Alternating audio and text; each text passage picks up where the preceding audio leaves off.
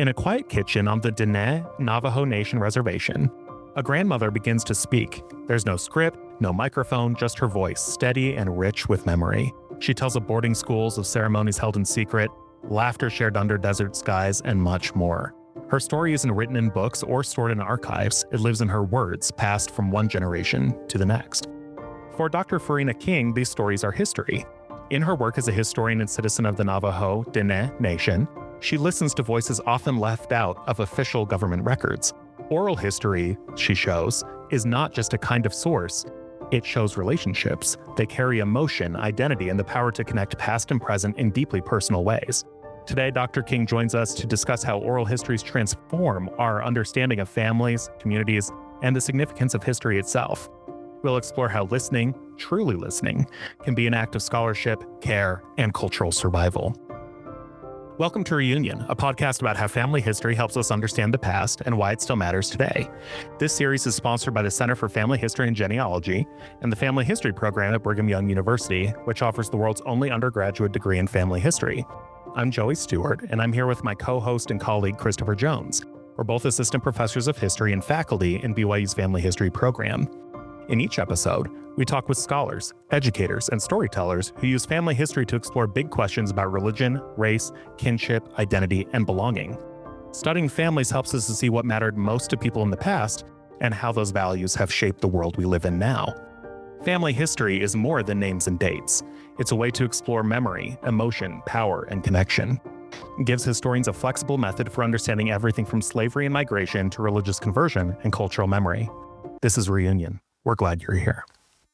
Farina King is the Horizon Chair of Native American Ecology and Culture and Associate Professor of Native American Studies at the University of Oklahoma, as well as past president of the Southwest Oral History Association. A citizen of the Navajo Nation, she is the author of the Earth Memory Compass, Diné Landscapes and Education in the 20th Century, and Diné Do Gamali, Navajo Latter-day Saint Experiences in the 20th Century, as well as co-author with Michael Taylor and James Swenson of Returning Home, Diné Creative Work from the Intermountain Indian School. Dr. King's work centers Indigenous oral histories and kinship systems as vital tools for historical research and community healing. Thanks so much for joining us today, Farina. Thank you. Yeah, thank you for inviting me. Your work centers Indigenous oral histories. I want to start with a fairly broad question to get us started. How do you define oral history, especially in the context of family and community memory?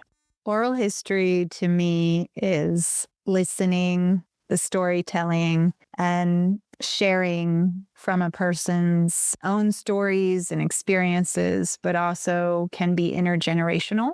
And that's what is really critical about it, intergenerational in the way that we carry the stories of our ancestors, our loved ones, people who have really influenced us, shaped us, and those experiences. And those can even be more than human relatives too. Our time with trees, our time in the waters. And I think it's also intergenerational in the way that these are the stories we want our children and our posterity to remember about us and ourselves, but they can sometimes even be collective oral histories in the sense that there can be groups who talk together, talk story, and they are sharing together and having a discourse. And coming from that is oral histories from those specific communities as well.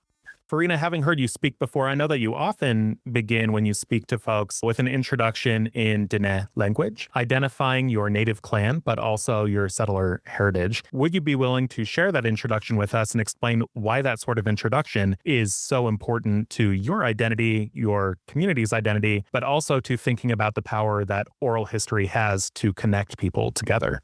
Yes, definitely. So this is how I introduce myself. She'e bilagana nishle. Do kia ani bashishchin bilagana dashache. Do sinijani dashanale akot egot sah nishle.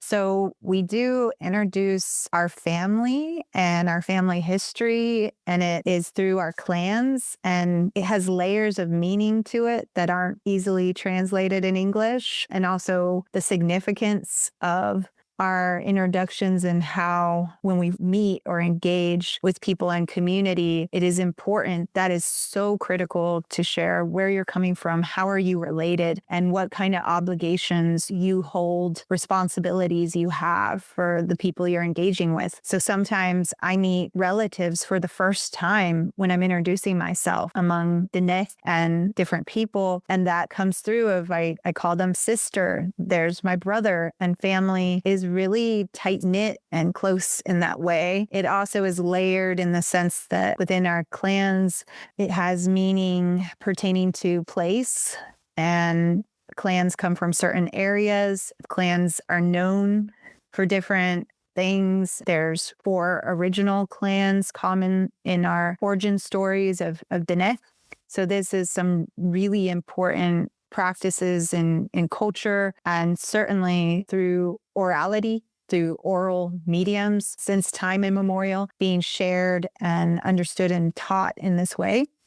So I had shared that acknowledging, as we do, our mothers first, because Diné are matrilineal. So it also, so much packed into it. Like I said, telling you about gender, family, relationship between people and place. So I acknowledge my mother is white American settler descent. And I'm born for the clans, as we say, of your father. And technically that's your father's mothers, because it's still matrilineal in that way. So I'm born for the Towering House, a Kia'ani, and Sinigini, black-streaked woods people clans. And Kia'ani, for example, is one of the original clans in our origin stories. So there's many Kia'ani relatives that I run into and meet, and the clan is often associated with leadership. So there's these kinds of meanings and signals through our introductions as well. Thank you so much for sharing that. It really points out to me the importance of not only thinking about familial relationships, but also kinship networks. How does kinship play a role in your research methodology? I'm particularly interested in thinking about kinship with non-human kin as well. Yeah, kinship is very much centered at the work I do and has propelled me, motivated me, kept me going in so many ways. And how I started to work with oral history and family history was that I loved listening to my elders. I loved asking questions of my parents and my relatives at the gatherings of family reunions or different moments, and learned, for instance, that my uncle, 2 of them who are brothers, were Navajo code talkers, and also more relatives who fought in different military conflicts, including World War II. And then learned from them about how they went to boarding schools. And I knew my dad went to a boarding school. And these were stories I was not taught in history classrooms. They might superficially or tangentially touch upon them. And I often felt really lonely and actually isolated in classrooms because I lived in the Washington, D.C. area after I was a small child born on the Navajo reservation in Navajo Nation, but my father worked for the Indian Health Service. So I lived in places where there were not many Diné. And then also when I am in Diné communities, I come from a family that raised us with the Church of Jesus Christ of Latter-day Saints and Latter-day Saint faith, and also a mother who is not Diné. So feeling these different aspects of my intersectional identities, coming there and how it was different. Oral history has been a path of connection, of connecting with my relatives, even through different generations. There was a summer, I was a senior at BYU graduating, and I was able to live with my aunt and launched a whole family oral history personal project, but for a class for credit, interviewing all my aunts and uncles.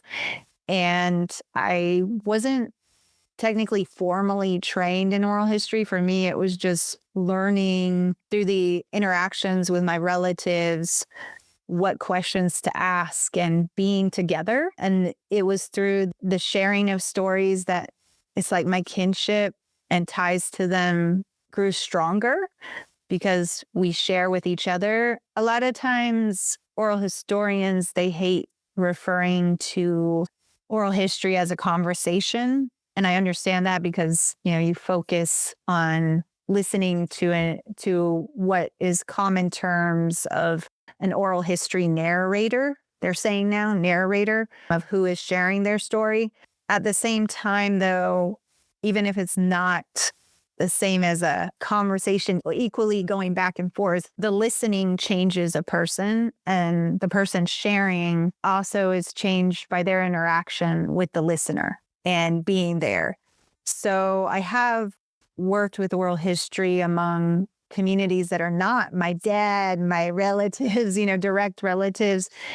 And I also feel a kind of bond with them forming, even a kind of kinship, recognizing them as a relative and trying to be a good relative in my methodology of how do I ensure follow ethics, and not just for a checkbox, but because I care for the person who trusted me with their stories and sharing. You describe your recent book on Navajo Latter-day Saint experiences in the 20th century. And I'm quoting here from the introduction, as part of your personal journey to understand your composite identity and mixed inheritance of religions, cultures, and ethnicities through the lens of your father, your family, and your friends. Can you tell us or tell listeners what it was like writing about a subject so deeply personal to you and to your family and to your community? So I decided that I would focus on a lot of these personal stories and experiences in my family. At a point, I earned my master's in African history before I pursued a PhD in US history. And at first, I did struggle with delving into my own family histories as a part of my publications and research, because it is a vulnerability of sharing something so deeply personal, and it's someone's loves of their lives, people who are so important to me. So I was hesitant, and also it shapes how people view you personally, by sharing those details. So I struggled with that. And I wanted to learn about impacts of colonialism. And so I focused on African history. And I saw a lot of parallels, actually, of impacts of colonialism, but also in culture, oral history, the significance of societies that were deemed pre-history if they didn't have a written language, and all these things that I felt was off, because we've always had histories and our ways of doing that. And they're centered on kinship, as previously asked, or our relations. And circling back to also even more than human kin, for Indigenous peoples, our identities are so intertwined with ecologies and understanding relationships with all things. Like among ancestral teachings of Diné, you would not even move a rock without trying to understand the rock. It's not viewing it as inanimate and versus animate, or human versus non-human, or that what has a spirit and what does not. And I think of my ancestors seeing the world that way. I've been influenced by going to schools that set standards not by Diné people, right? And not by these ancestral teachings, and how that's shaping us today of what is viewed as a quality education and what do we know, and all these kind of debates. So struggling to share my own stories, coming to that full circle, was that I embraced that I had stories to tell, and my family had stories that they wanted told. And they were willing to trust me, consent to sharing with me their stories. And it moved me to continue that work, because I realized carrying a heavy weight, but it's something of the heart that I always have a passion for. And I know passion has a lot of connotations to it, especially in academia, people debating. But for me, I decided I wanted to do work that was truly worthwhile, something I wholeheartedly believed in. And learning about all the forces that have tried to outrightly annihilate my very existence, my ability to identify as a Diné woman, to be able to say the clans that I did earlier. There were explicit efforts, like direct efforts to eradicate indigeneity, to cut and sever the ties that Indigenous peoples have to their families, to one another, to their relationships with land and nature and these ecologies. And it's still happening. And the oral histories of boarding schools, for example, of my own father, sharing how he was dropped off at 5 years old at a boarding school and immediately shamed for who he was as a Diné person, that he was punished for speaking the only language he knew, and how much is embedded in the language, all the teachings, all the worldviews, epistemologies, in language. It's all interconnected. It's all interconnected. How to destroy a people and who they are is target their language, separate children from their families, separate children from their homelands, and try to shape them, assimilate them, turn them into something else, and try to even make them forget where they come from and their people and their ancestors. This is something that I had to realize and embrace, because I was learning and understanding how for so long I didn't know a lot about my own family history. My grandparents died when I was really young, and they died of cancer, which has been sadly pretty widespread among Diné. And I then learned later in life that there was a uranium mill spill down the road from where my family lives.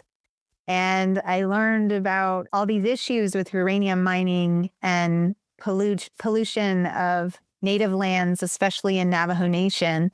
So it's like all interconnected, right? And that interconnection of when the uranium spill pollutes the land and the waters, it's a direct attack on the people of that land too. Not only, the sheep that are drinking the water affected by the uranium spill, but also the people who rely on the sheep for, their main food source and raising it, which were my relatives. So all these things connected. And why didn't I know very much about my grandparents or their parents? Where were these silences coming from? A lot of pain, a lot of suffering, even histories of genocide, as we learn about forced removal, scorched earth campaigns against our ancestors. And people think this is all long, long ago and forget about it. Like there's even that attitude of just move on, forget about it. The past is the past. But they're trying to even steal our histories from us, steal that knowledge and understanding from us.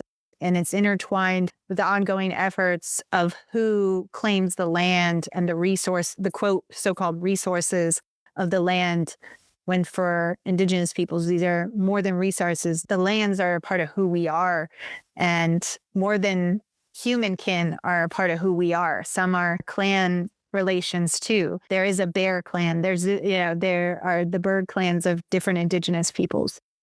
Thank you for sharing that. And we're going to link to this in the show notes, but you recently wrote an article for the Deseret News where you write that the public still does not know exactly how many people attended, and even more shockingly, how many, mostly children, never returned home from the federal Indian boarding schools. These questions are more than just statistics to me, because my father and most of my relatives, many of my aunts, uncles, cousins, my grandmother, and my great-grandfather went to Indian boarding schools. It is abhorrent how people continue to block reconciling and understanding such histories of violence and injustice in the United States. And I speak about this with students when they are looking at boarding school records in my classes on genealogy, and they'll say, oh, well, we have their names, we have their birth dates. Is this all the information that there is? And it's like, we're lucky even that we have a name or a date or any words about them at all. I'm wondering if you can relate this to oral history in thinking about how oral histories can either complement or challenge written records, and if there are any examples that come to mind about how oral history has reshaped your understanding of a historical event. In my experience with boarding school oral histories that your comments remind me of is that I remember that I was trained, especially in how to use archives and look at, written documents and such. There was just so much missing and where those documents are created, who are the authors, often government officials and whatnot. And I was critical of even some people in my classes or people I met who said something to the effect of, well, oral history or oral sources are suspect because what's written is more valid. It's going to be the truth. It'll be more accurate, whatever. And I was very critical of that. And I've learned over time, especially in these, different government documents, even official documents, there's certain things they're paying attention to, and there's biases and subjectivities as well as agendas, of what these officials are writing, what are they leaving out, what are they reporting on, and then also, even if it is, reporting on important information about the students, Native communities and whatnot, how do you read against the grain? Because students in Native communities were in some very difficult, scary situations, honestly, in some cases, truly seeking to survive, like at a survival mode. Though we also have to be very careful not to only be focused on damage-centered stories and really look at innovation and ingenuity of communities and the students themselves living on the ground and navigating this, while being mindful and recognizing that there were some very scary cases of communities and students seeking to survive. So they may have reported things or said things that they needed to survive. And what comes to mind tangibly in that way, I'm teaching a class where we focused on Indigenous truth-telling in boarding schools with students' original research. And one of the students came across some documents of boarding school students at Carlisle, and where there were some conflicting messages from the students saying, and they were relatives, they were brother or sister, and some of them were saying they can't come back to the boarding school because they're sick, and another saying, well, this student is sick. And so there were some conflicting testimonies in those documents. And the student brought up this really great point that maybe the families were sending those messages because they just want excuses not to send their child back. And why would they need to make those excuses is, if people aren't familiar with this, some families really didn't have many choices. They were cornered. They were threatened to be sent to jail for not sending their children to school, or they would have their food rations withheld in communities that were really forced into that kind of dependency. And it was scary, of all these threats and pressures on them. And some who may have thought, this is the only option they have for, again, that survival of their children and posterity. So it's a lot of really painful circumstances in that way. And when Andy shared that story, she was bringing up like ways that families and children resisted. And I think there's a lot of potential of, even though that happened over 100 years ago, family carry stories and they talk about their relatives and what those at the time were children were going through. They share more insight into that. So it's important then, to talk to the families and find out, well, what was going on?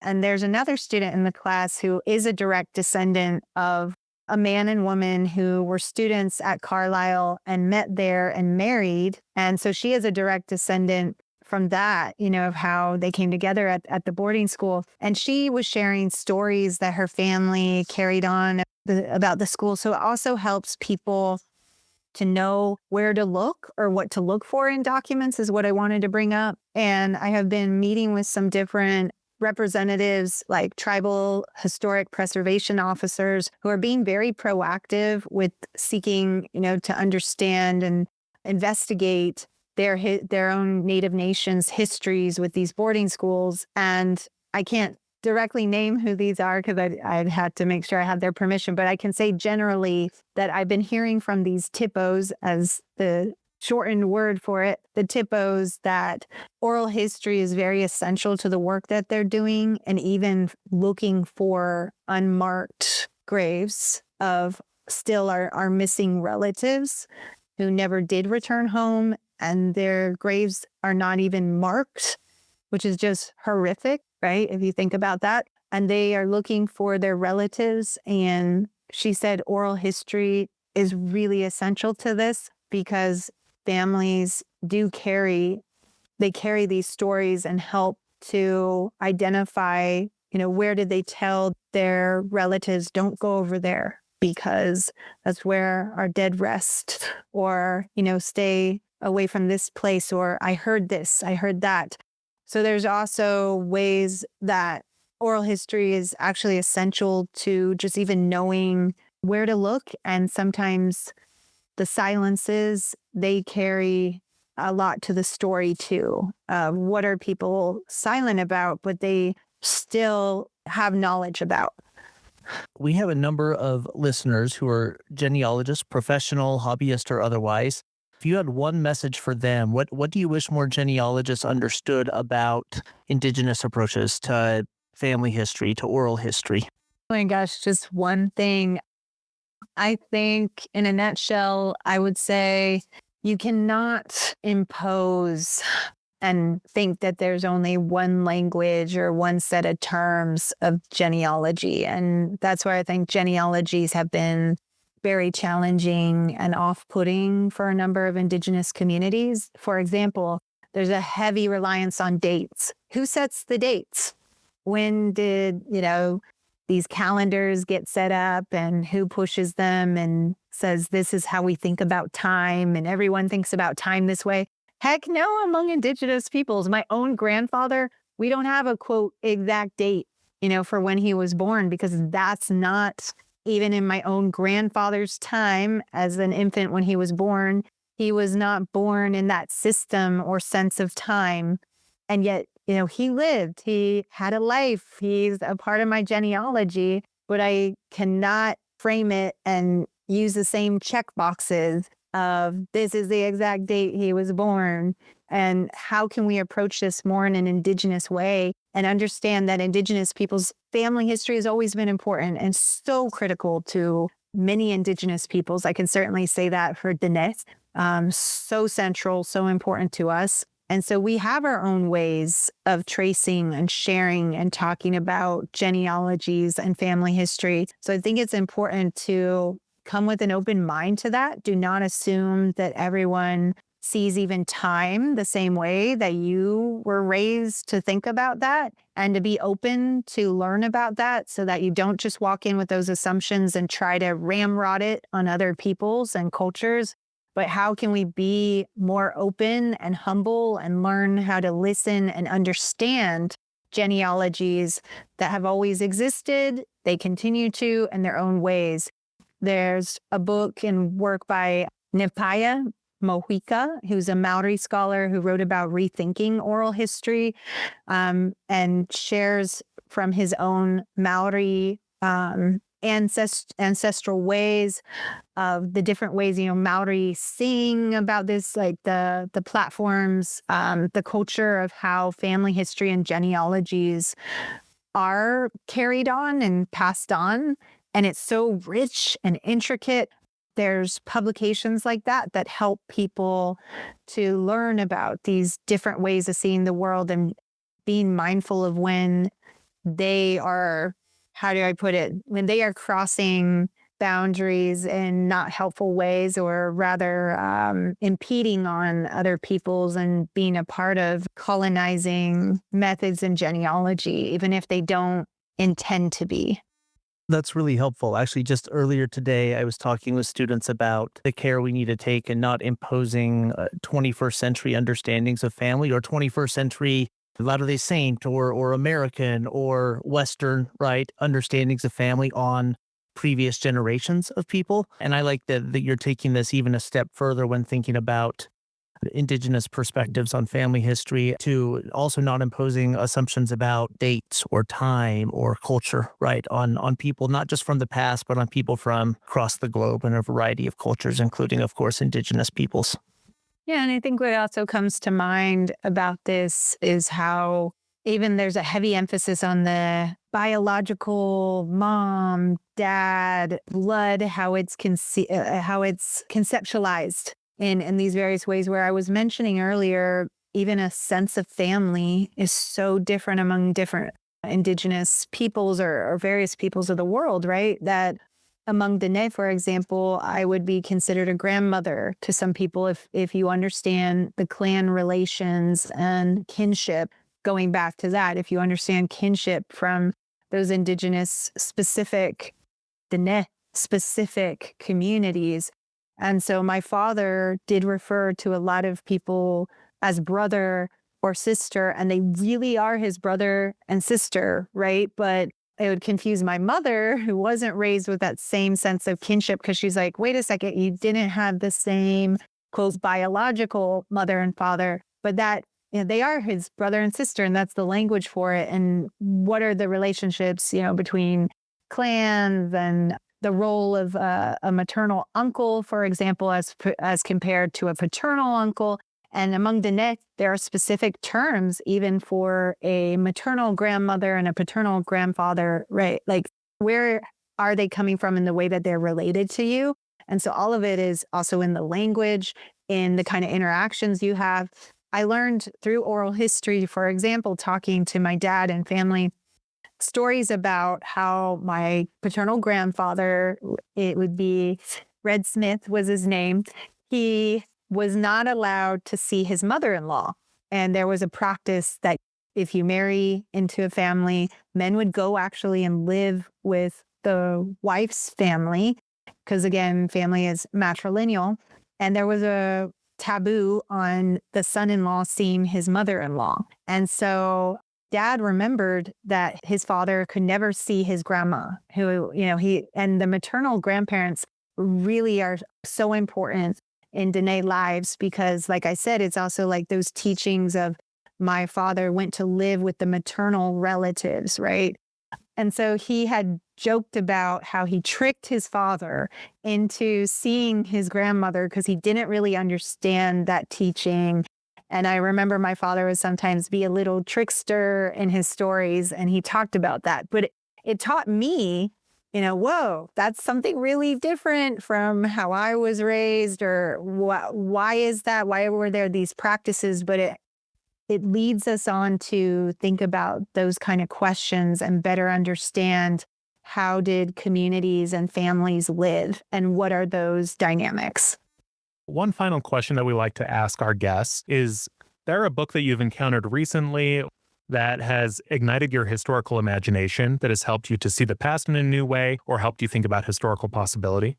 Yes, I recently talked to Amy Bowers Cordalis, and she is amazing. She's a Yurok trained attorney who was a part of spearheading a movement of undamming the Klamath River and restoring the Klamath River and healing the river. And the book that she authored about that journey, which is also really deeply intertwined with family history and her own family history, because her ancestors, her generations before her, of course, they had a deep relationship with salmon and the river, of what it means to be Yurok in that part of California where they are, or of what became, quote, the state of California.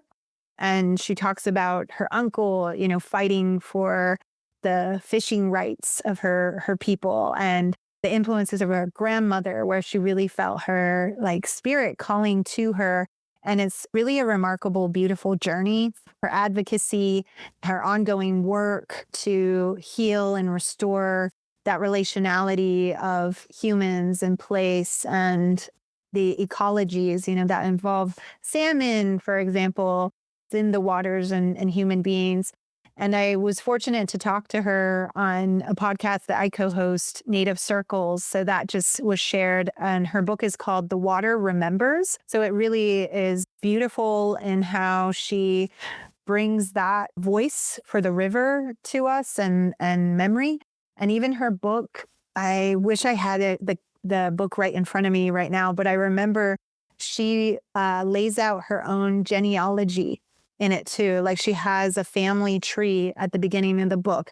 And I remember talking to her. I was fortunate to read it and ask her some questions about how she does this work in an intergenerational way as well. And all that, her ancestors and relatives supporting her in doing such colossal work. It's incredible what she did, a real big win for the river, and also where she came from. Like she had a very traumatic experience of seeing the salmon being killed in masses and what was happening there. So, the full title, The Water Remembers, My Indigenous Family's Fight to Save a River and a Way of Life. I try to work with communities, and when I'm working with communities beyond my own family, relatives, I really try to think of it as, how is this the family that I meet along the way, and how do I learn about all these many different ways of being and of kinship and relationality. And I'm living and working in Oklahoma, where there's 39 different Native nations and many more. There's a Chamorro population, from Guam here. And so I'm constantly learning how to listen. How do we share stories, talk stories, as we say? I love oral history for that. That's why I've been drawn to it. I did also want to share, if you don't mind, a thought came to mind from a previous question you asked about oral history and the methods of it and my experiences with it, is I wanted to share that in this journey of listening and talking to my own relatives, a number of them who have walked on, passed on, it's been especially meaningful for me that I can turn back to their words. And in some cases, when they agreed to even be visually recorded, what that carries for me, because there's so much non-verbally communicated, I wanted to say, and that's also what I mean, that silences carry stories too. And non-verbally, where do we meet? Where do we talk? That I would talk to people in the corral where they felt comfortable. Or if I'm a woman talking even to an elder, they would want to be sure we meet in a public place of respect and that kind of community. So I learned a lot on that path.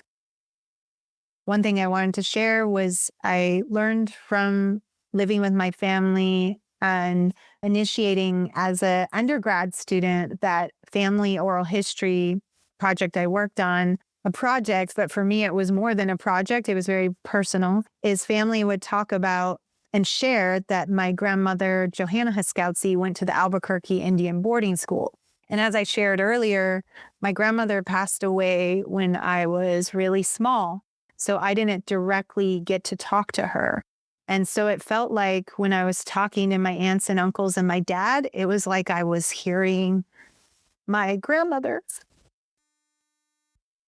And that really hits me hard. I feel like I was able to get to know her through my relatives that you can't find in a book or documents. And they did tell me that she went to the Albuquerque Indian boarding school, like I said. And so I looked up where the National Archives of that boarding school are, and they are in Denver. And I went there because I knew where to look, like where to turn to. And the National Archives have a file on her. And that's where I went into the archives and I saw what teachers wrote about her or different officials. Her grades were in there. And I saw her handwriting for the first time because she filled out a survey when she went to the boarding school there. And if I just went to those archives, would that be all I know about my grandmother, that she got a B in her grammar class, or even one of the officials had some very belittling things and saying, oh, this is an average student, not as accomplished as her sister. Like they put something like that in there, and I wouldn't know so much more than when I was able to go back to my family, and even with those archives, able to raise more questions. Like in her survey, my grandmother had said she wanted to be a nurse, and I was able to talk to family about that, or find out why did she leave the boarding school earlier, or whatnot. So together, piecing these things together, it's like putting the puzzle together. And it's also so important because it's a way that we remember those who aren't often, especially Native women, who aren't often the victors in history, as they say, or the ones getting all the limelight and attention, and who are being recorded about and written about. I just went to a webinar featuring the work of a graduate student named Lindsay Willow Smith, and I'm really excited. She's going to be contributing to a special edited volume of the Oral History Review, which is the journal of the Oral History Association. They're launching a special edition featuring Indigenous oral history. I submitted an article for that as well, about an oral history with my aunt, who was married to my uncle Albert Smith, my aunt Helen Smith. And I think about my aunt and her experiences, because a lot of people even pay attention to the Navajo code talkers, but they're not thinking about women in their family and Diné woman.